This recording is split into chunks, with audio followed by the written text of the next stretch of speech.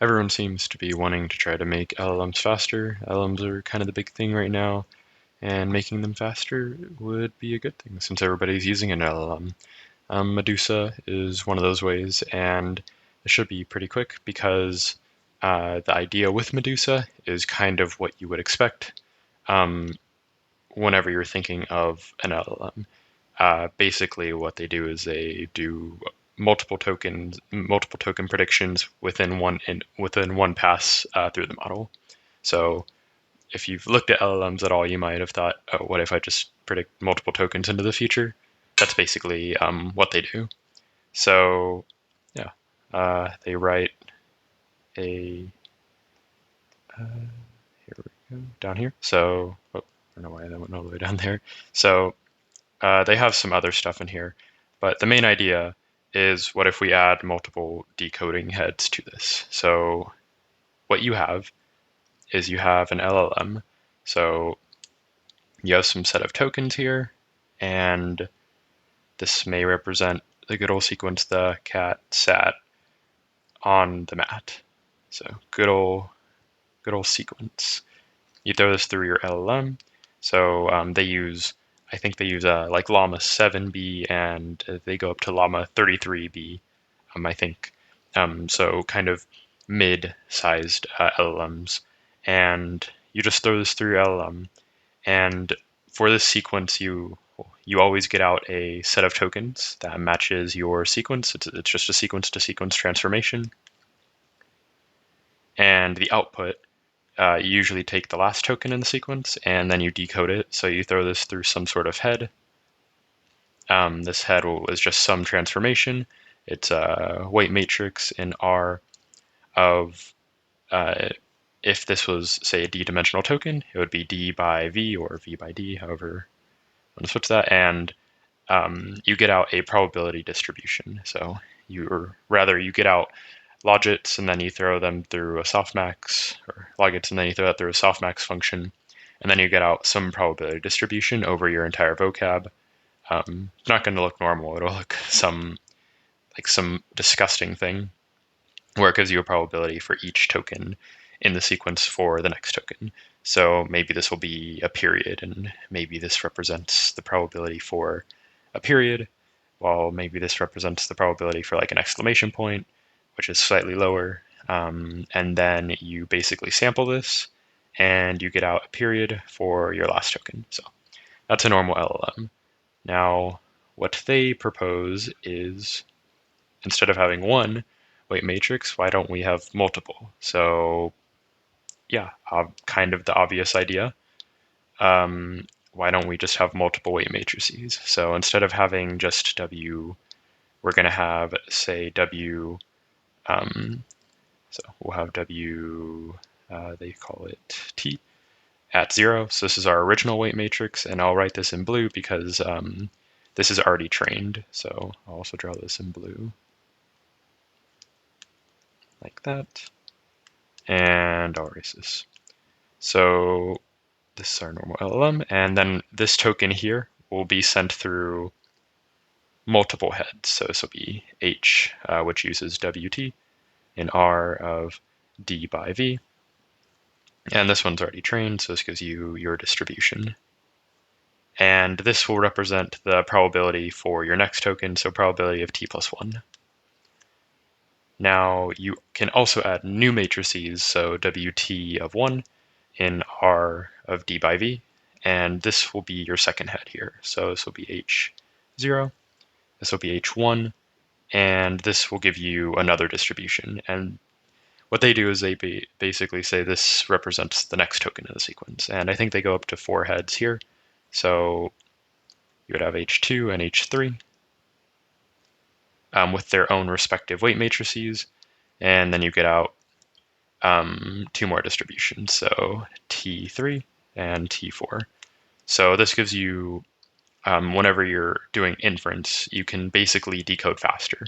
So instead of passing your sequence through this LLM once, you get 4 predictions as opposed to 1. So this will give you, maybe it gives you the sequence, the mat, and the cat, so something like that. So you would get all of these tokens here with one inference passed through the LLM, as opposed to doing it 4 times. So that's the basic idea. And that's basically all they do. And they do some training things as well. So yeah, you have this softmax, or they basically initialize it such that if you've seen LoRa, it's similar to that. You have 2 weight matrices here. This is just a D by D. It's not a LoRa thing. It's just the way they initialize it is similar to LoRa. So you have 2 weight matrices here. The first one is normal, and the second one is initialized to 0. Oh, by normal, I mean it's not initialized to a normal distribution. Rather, it's initialized to the original head weight here, and then this is initialized to 0. It seems arbitrary to me. I think they just did that arbitrarily and it worked. The initializing to 0 is basically saying that or whenever you start training, this will not, the output will basically be uniform because everything is 0 in the weight matrix. So it starts out basically not having, basically being identical. So being identical to the original language model head. And then it changes as you train. So you basically just add these 4 heads. So yeah, that's what they do. Now, how do you train this thing? So training this thing is pretty easy as well. If we go here, there are 2 ways to train this. So they basically consider 2 methods, and the whole point of this paper is how can you do this on a user machine? So the first method is if I freeze the entire backbone, that's why I drew it in blue. If you freeze the entire backbone, then all we're going to do is train the heads. So I mean, that's pretty simple. All you do is you say, you take the sum over the probabilities. So you generate 4 probabilities in this case here. And then you just take the sum. Well, you're basically taking the joint probability because log turns multiplicity into a sum. But basically, you're maximizing the probability of the correct token. So that's just the correct token. That's the probability of the correct token. And you're taking the negative of that. So you're actually maximizing it because this is a loss function. And then you sum it over the token. So basically, you're just maximizing the probability for this sequence, or for the correct sequence, as you would expect. So if you have like the sequence, then basically all you're doing is maximizing the probability. And instead of doing it for 1 token like you would normally do in a normal LLM, you're doing it for 4 tokens in parallel. So every inference step, or for every training step, you look at 4 or all the heads here instead of just one of the heads, and that's pretty simple. So instead of your LLM giving you, say, 1 prediction, you would get 4. So whenever you're training this thing, you would have your LLM here. Each of these would be passed through. And for each of these, you would get out 4 predictions here. 4, 4, and another 4, like that. And then for each of these, you just do this loss here, where you just sum over the log probabilities for the correct label. So that's all you're doing. It's very similar. It's just you have 4 tokens, so you have to do the joint probability as opposed to the singular probability. So that's what you do if you freeze the LLM. And freezing the LLM means that the weights will stay the same for the base model, which is good. Now, what if you don't freeze the LLM? So if you don't, then you run into problems. So they say to further improve the accuracy of Medusa heads, we can train the Medusa heads together with the backbone model.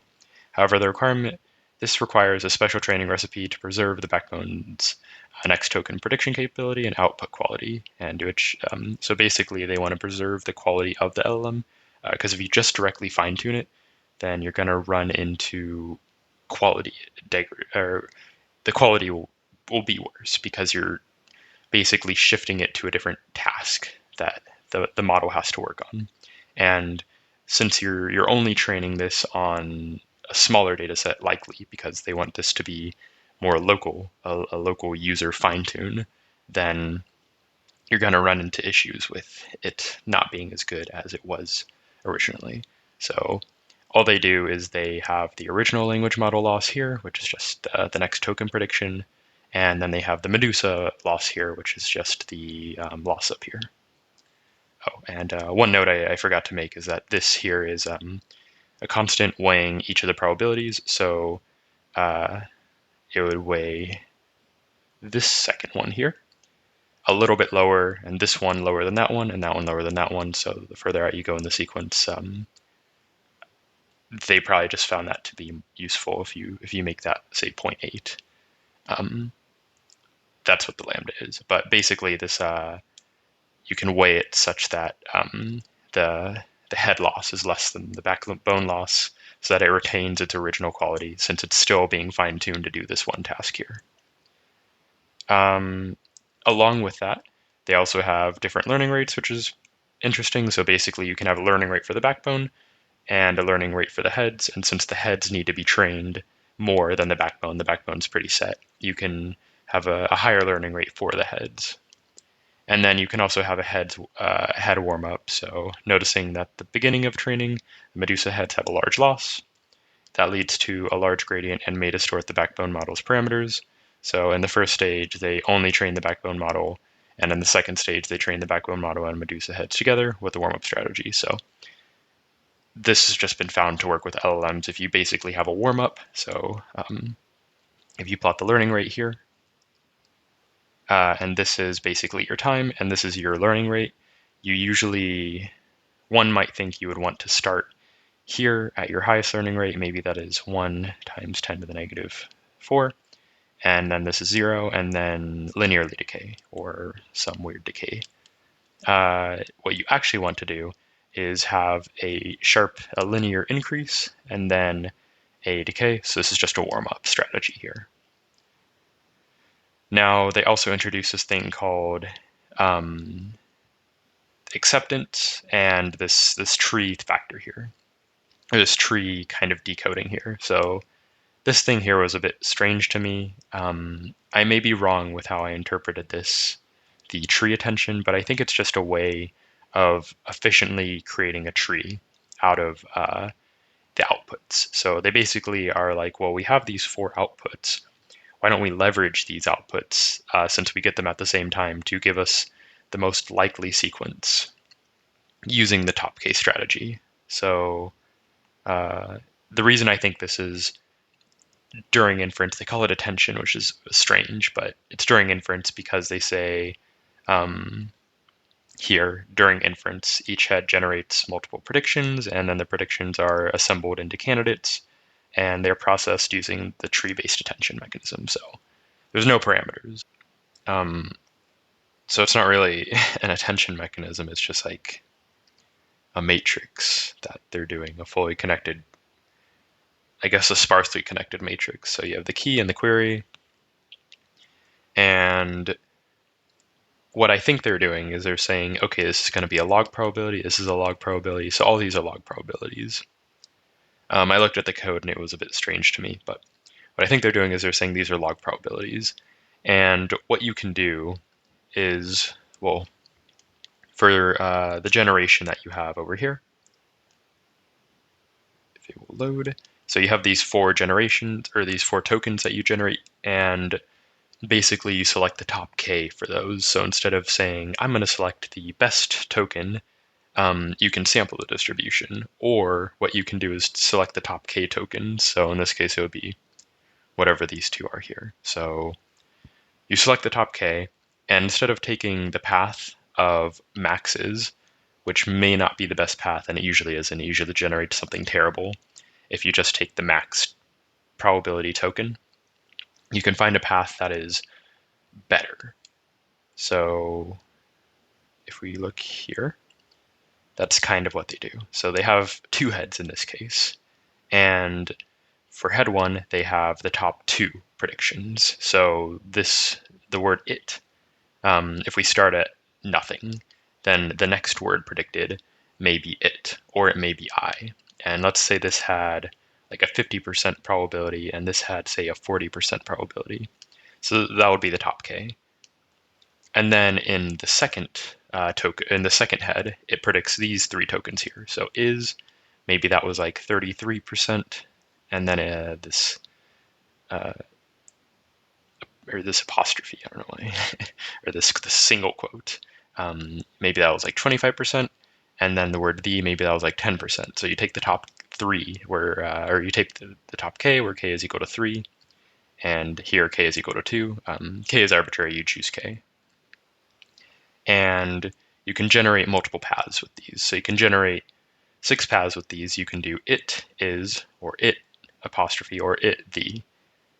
Or you can do I is, I apostrophe, or I the. So basically this creates a tree where you have it and is, so that would be head 1.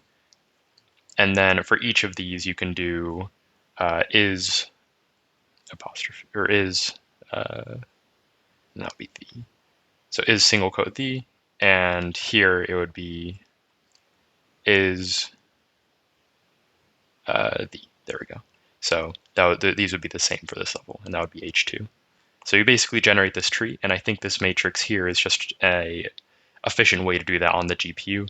So assuming you create all of these tokens here, you create this fully connected matrix, and you basically mask out everything, and that's why they call it attention, an attention mask, and then you just do normal attention. So, well, I actually don't even think you would do that because that requires a softmax. Maybe you do, but I think you just calculate the joint probabilities here. So the joint probability of this and this would just be themselves, because in the tree, these are the first tokens in the sequence. So if you just had those tokens, you would only have those probabilities. And then here, this would be is and is. So it's the joint probability. Oh no, this would be it and is. So this would be the joint probability of that. Did I say is here? Oh, yeah, I meant I, not is. That makes more sense. Is, okay. That makes more sense. So here, you basically have it is, and then here you have it or it single quote, and then here you have it the. So these would just be the sums, I'm guessing, of the log probabilities, which is the joint probability of these. So an efficient way of just generating this, because with attention, you would basically just multiply this by the original sequence, and you would get something like this. So it would just be it because, yeah, it would just be it because you create this matrix here, and that would be 1 there. So it would just be 1, and then this right here would just be 1, and here, oh, and here you generate a distribution. So maybe this would be, say, 0.5 and 0.5. Maybe these are equally likely, and then the word is would just become the joint probability between those two. So it would be 50% of it and 50% of is, something like that. So this basically creates your tree structure in an efficient way after you create these weights for your outputs. So I kind of wrote it out over here. It just becomes it, I is I, and then is basically it plus is. So the joint probability between the two, and that tells you how likely that path is. And if you had more, you could imagine maybe you would add a, and maybe you would add a cat, because why not? If you had a sequence of 4 words, and your tree would expand even further with that. So this is just an efficient way of doing that. It's an efficient way of doing this tree sampling method they propose. Now, they also have this tree over here, which kind of shows you how it works. Again, so you have like this path here, once upon a time, and then you have these other paths here, like once course a, or once course the time. So yeah, and this would have a low joint probability, and this would be the highest one here. And if you just took max sampling, then maybe you would select once, and maybe maybe something like course, or once a. maybe A was the most likely word if you just had these two tokens here. And if you just did the max selection, then you would get something like once A and then Lee, something like that. So something kind of disgusting. But if you do this tree sampling here, you can get something that is nicer because you basically plan into the future with with the sequence you're going to create, as opposed to just max selecting each token. And max selecting each token would just be like a normal LLM where you're just selecting one token at a time. Here you can plan 4 tokens into the future because you do 4 generations at a time. Yeah, so that's what they do. And the final thing they do is this thing called self-distillation. And self-distillation, they basically say, what if you don't have the training data set? So they assume that the existence of a training data set that matches the target model's output distribution. However, that's not always the case. So they create this automatic self-distillation pipeline, which is interesting because one problem with the open source models is you may not have the exact data set that they train it on. Most times you don't. So in this case, they say they take a public data set from a domain similar to the target model, for example, share GPT. So I think that's just like a chat data set. So they say, oh, yeah, data set for chat models.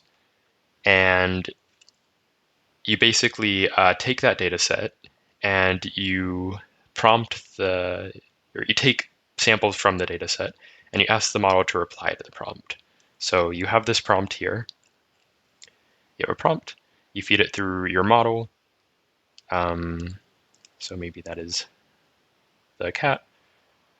Feed that through the model, and then the model would respond with something. Maybe it would say, is a terrible animal, or something like that. And this model has some bias here, which is obviously making it a terrible model because that's a terrible opinion. But it has some bias here. And the problem is maybe in the original data set, you have something like the cat sat on the mat, which isn't in distribution for this model, which is saying something like it's a terrible animal. Maybe it goes on, maybe it doesn't say anything at all. So you have these two distributions here. But if you allow the model to generate something like is a terrible animal, or I don't like that, is the best animal. That's better. Good model. Generate something like that, then you basically get this data here that is in distribution for the model. So you take samples from your data set. So you have some data set, you take samples from it, you feed that through the model, and you can generate this new data set here, which is slightly bigger, which uses these as initial prompts for this data set here.